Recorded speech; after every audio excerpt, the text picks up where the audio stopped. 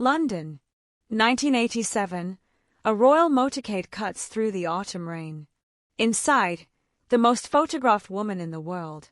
Outside, thousands pressing against barriers, desperate for one glimpse. But then, she sees something. Something no one else notices. A small face, wet with tears. And in that instant, Princess Diana does something that breaks every rule of royal protocol. What happens next will stop traffic across London and change one little girl's life forever. The year is 1987. Britain is in the grip of Diana mania. 6 years into her marriage to Prince Charles, Diana has become more than a princess. She's become a phenomenon. Everywhere she goes, crowds materialize. Photographers scramble. Security tenses. The palace has a schedule, a protocol, a plan. Royal visits are choreographed down to the minute. Every handshake calculated.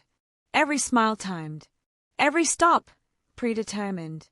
On this particular October afternoon, Diana is returning from a charity event in North London. The rain has been falling since morning. Grey skies hang low over the city. Her motorcade moves steadily through the wet streets. Police motorcycles leading. Security vehicles flanking. The Rolls-Royce with its royal passenger gliding smoothly in the center. Crowds have gathered along the route, as they always do. Umbrellas bob like a sea of color. Faces press against the barriers. Children perch on their parents' shoulders. Everyone hoping. Everyone waiting. Just to see her. In the crowd, near a pedestrian crossing, stands 8-year-old Emma Mitchell. She's been waiting for over an hour. Her mother beside her, holding an umbrella that's barely keeping them dry. Emma clutches a small bouquet of flowers, daisies and carnations, bought from their local shop. She's been practicing what she'll say. "Your Royal Highness, these are for you." She's said it 100 times in her mind. But now, as the motorcade approaches, something goes wrong. The crowd surges forward. Buddies press against buddies. Emma's hand slips from her mother's grip. She's pushed backward, then sideways. The flowers fall. She tries to reach for them, but feet trample over the white petals. The motorcade is getting closer. The moment she's been waiting for is almost here. But she's too far back now. Too small. Blocked by a wall of adults who don't even see her. Emma can hear the engines. The motorcycles roaring past. She stands on her tiptoes, strains to see. But there are too many people. Too many umbrellas. Too many bodies between her and the road. And then the Rolls-Royce appears. Just a flash of dark blue metal. A blur of movement. And just like that, it's passing. Diana is inside. So close. But Emma can't see her. Can't reach her. The moment is slipping away. Tears begin to stream down Emma's face. Hot tears mixing with cold rain. She's not crying because she's hurt. She's crying because she's been waiting so long. Because she wanted this so badly. Because she's just a little girl who wanted to give flowers to a princess. And now it's too late. Inside the Rolls-Royce, Diana sits in quiet contemplation.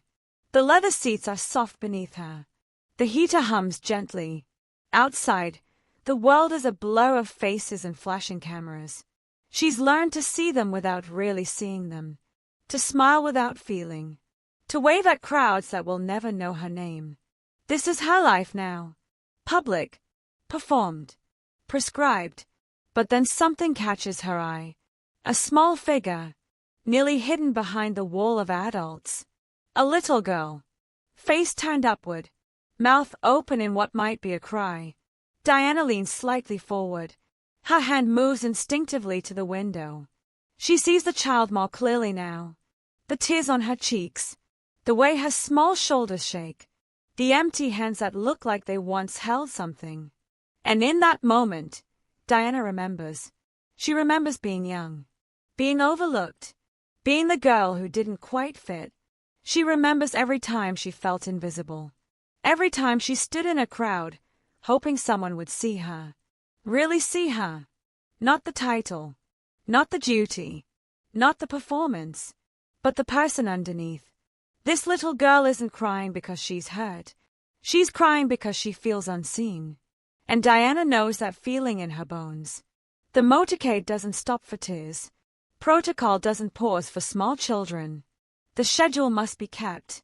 But something shifts in Diana's chest. A decision made in the space between heartbeats. She leans forward, speaks to her driver. Stop the car. The driver hesitates. Stop the car, please. Her voice is gentle but firm. The driver's eyes flick to the rearview mirror. Behind them, the security detail. Ahead, the police escort. The entire motorcade is moving. We're not scheduled to. I know. Please stop. The car begins to slow. Radio static crackles. Royal vehicle is stopping. Royal vehicle is stopping. Confusion ripples through the security team. This isn't part of the plan. There's been no briefing. No. Advance warning. Motorcycles circle back. Security officers speak urgently into their radios. What's the situation? Is there a threat? Why are we stopping? The crowd has noticed. The murmur grows louder. Phones are raised. Cameras click. What's happening? Why has she stopped?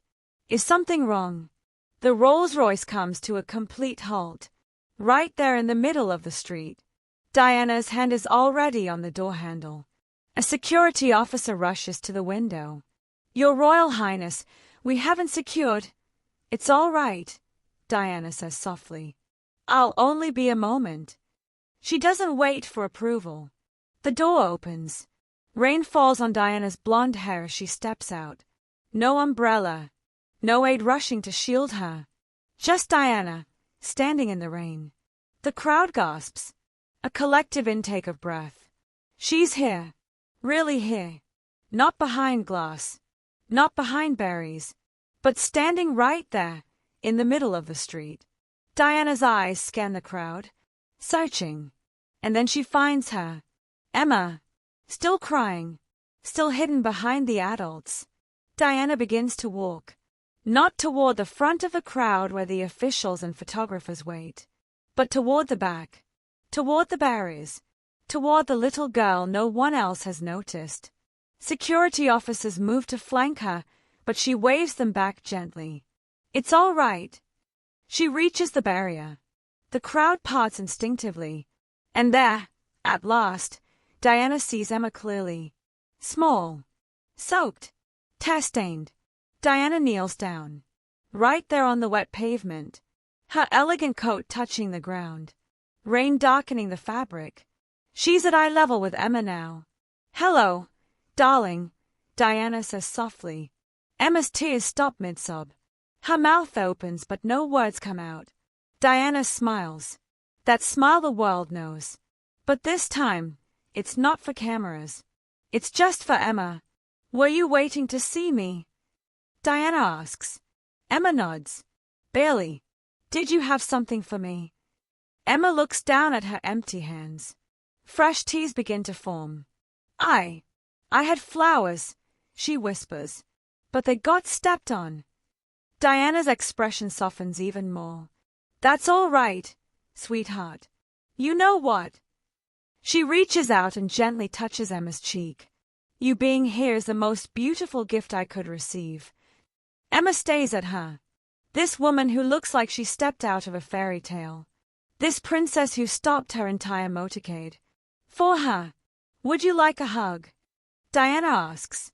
Emma nods. And Diana wraps her arms around this little girl she's never met. Holds her close. Right there in the rain. While traffic stops. While photographers capture the moment. While the world watches. Diana isn't thinking about any of that. She's just holding a crying child. Doing what no royal protocol manual says to do. Being human. The crowd has gone completely silent. 1,000 people, and you could hear a pin drop. No one is shouting Diana's name. No one is pushing for a better view. They are watching something they've never seen before. Royalty kneeling in the rain. Protocol abandoned. Duty set aside. For one small, crying child. Emma's mother stands frozen, her hand over her mouth, tears streaming down her face. Other mothers in the crowd are crying too, because they understand. They see their own children in Emma. They see themselves in that moment of feeling overlooked, invisible. And they see Diana choosing to see. Diana pulls back slightly, still holding Emma's shoulders. "What's your name, darling?"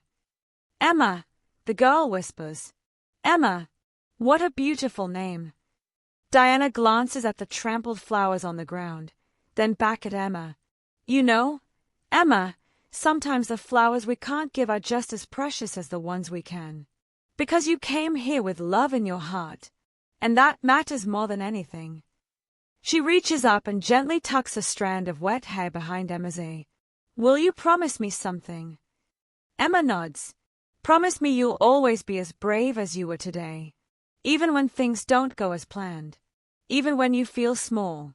You're not small, Emma. You're mighty." Emma smiles through her tears. "Okay. Good girl." Diana stands slowly. Her coat is wet. Her hair is plastered to her head. She looks nothing like the perfectly styled princess from the magazine covers. She looks better. She looks real. Before she turns to go, Diana does one more thing. She takes off her own silk scarf, the one she was wearing around her neck, and she hands it to Emma. "For you," she says simply. Emma takes it with trembling hands. It's soft. It smells like perfume. Like flowers. "Thank you," Emma breathes. Diana smiles once more. Then she turns and walks back to her car. Security officers escort her, bewildered but moved. She climbs back inside.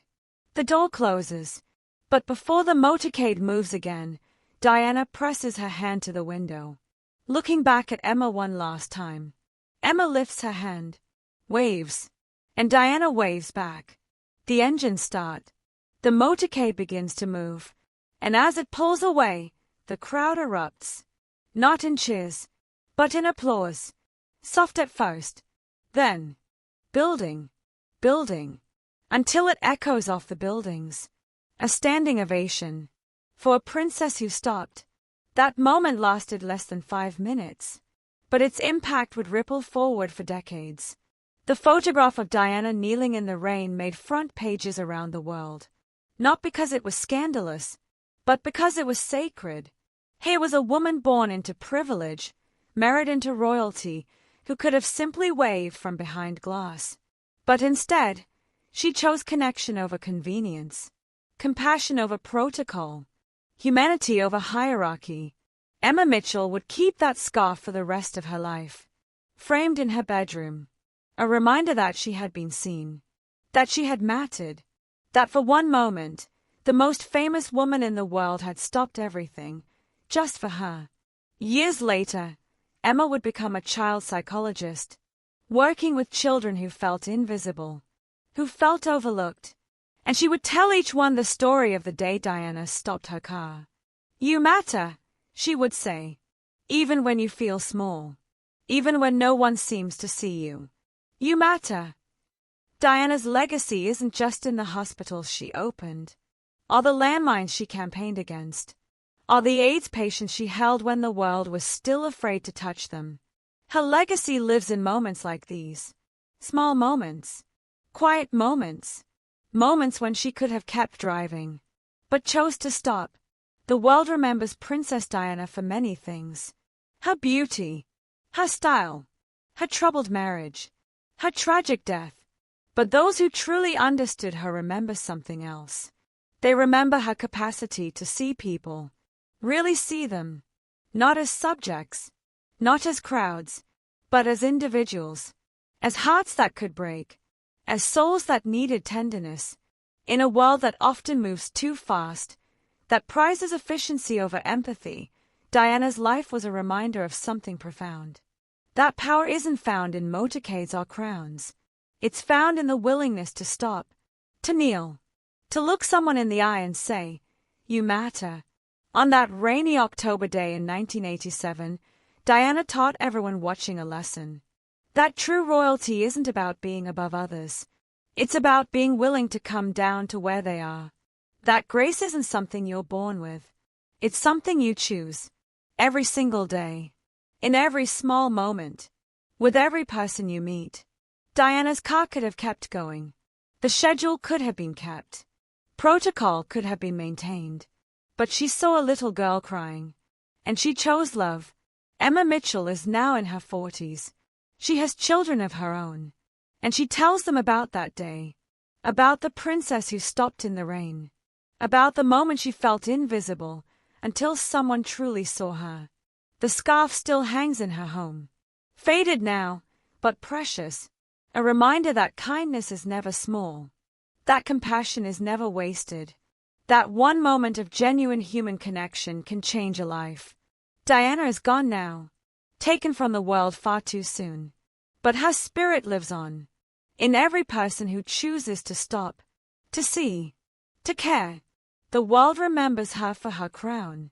But heaven remembers her for her kindness. If this story touched your heart, share it with someone who needs to remember you are seen. You matter. And sometimes, the most royal thing you can do is simply be human. Subscribe to hear more stories of compassion that change the world. Because in a world that keeps moving, we all need to be reminded. Sometimes, the most important thing you can do is stop.